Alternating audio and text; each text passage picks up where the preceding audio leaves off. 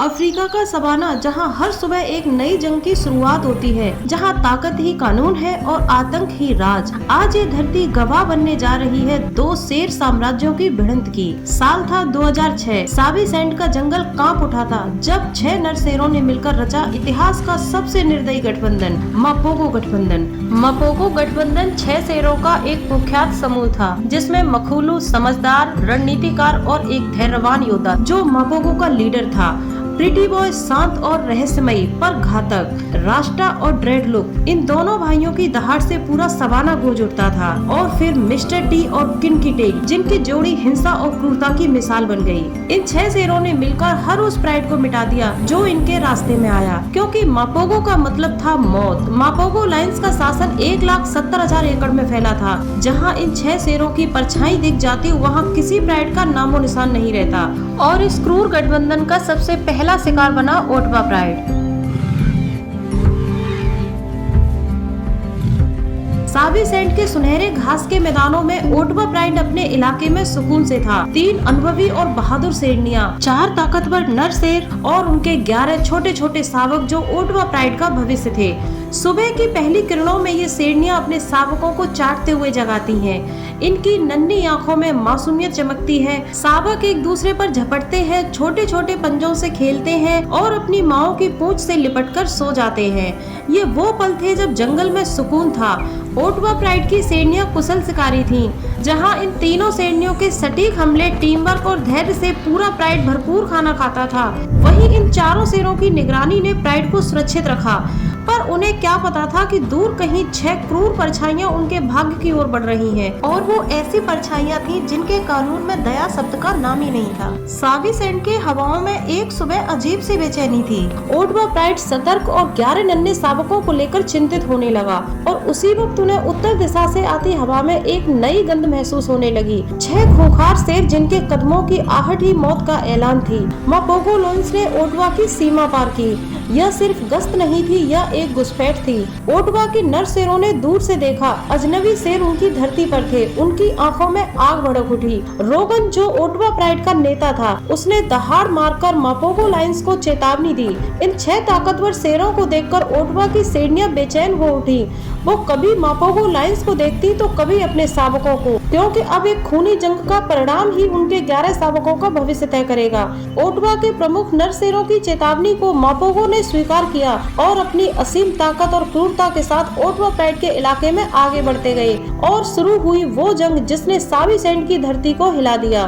धूल का तूफान उड़ने लगा, घास के बीच गरजते शेर दौड़ने लगे। मखुलू, रास्टा, प्रिटी बॉय और ड्रेडलुक्स ने मिलकर ओटवा के 2 नर शेरों को गिरा दिया। वहीं किनकीटेल और मिस्टर टी ने तीसरे शेर को घेर लिया। ओटवा के शेर पूरी ताकत से लड़े, उनकी दहाड़ें आसमान तक गूंज उठी। लेकिन मापोगो गठबंधन था 6 शेरों का एक अपराजय तूफान। कुछ ही मिनटों में ओटवा के 2 शेर गिर पड़े। उनकी सांसें टूटी और उनकी आंखों की चमक बुझ गई।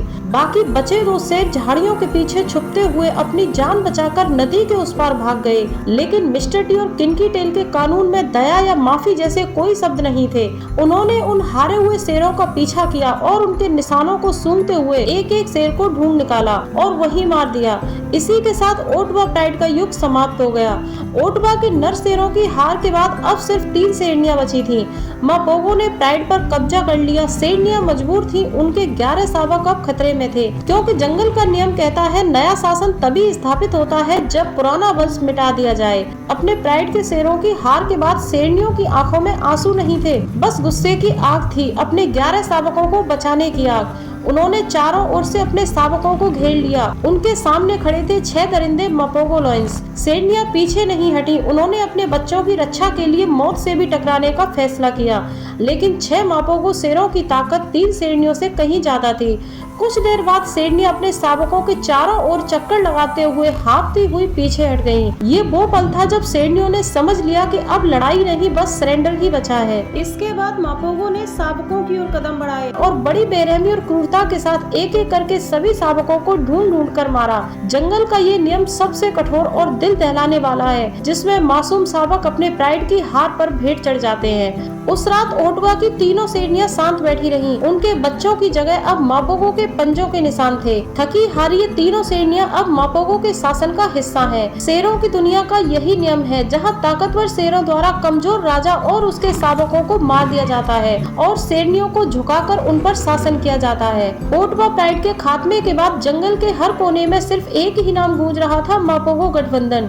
मखुलू ने रणनीति बनाई, मिस्टर टी ने आतंक फैलाया, किनकी टेल, रास्टा, ड्रेडलुक्स और प्रिटी बॉय बन गए इनके हिंसक साथी। 4 सालों तक इन्होंने सावी सैंड के हर इंच पर अपना राज किया। कई गठबंधन टूटे, सैकड़ों शेर मारे गए, दर्जनों प्राइड्स को मापोगो ने मिटा डाला। इनके आतंक से लकड़बग्गे भाग गए, चीतों ने सीमाएं छोड़ दी। जहां मापोगो चलते वहां सन्नाटा हो जाता। सालों तक मापोगो का नाम ही कानून था। हर शेर, हर प्राइड उनसे डरता था, पर असली खतरा बाहर से नहीं अंदर से शुरू हुआ। बाकी मापोगो लायंस मखुलू के नेतृत्व में मिलजुल कर शासन करना चाहते थे, पर मिस्टर टी चाहता था अपना राज, वो भी अपने नियम और अपनी शर्तों पर। वो किसी की अधीनता नहीं मानता था। उसके लिए जंगल का कानून सिर्फ एक था, वो खुद। मिस्टर टी की आंखों में अब सिर्फ सत्ता थी और दिल में अहंकार। उसकी हिंसा इतनी बढ़ चुकी थी कि उसके भाई भी उससे डरने लगे। कई बार सभाओं में झगड़े हुए। मिस्टर टी अपने भाइयों को चुनौती देता और इसी तरह धीरे धीरे मापोगो गठबंधन टूट गया।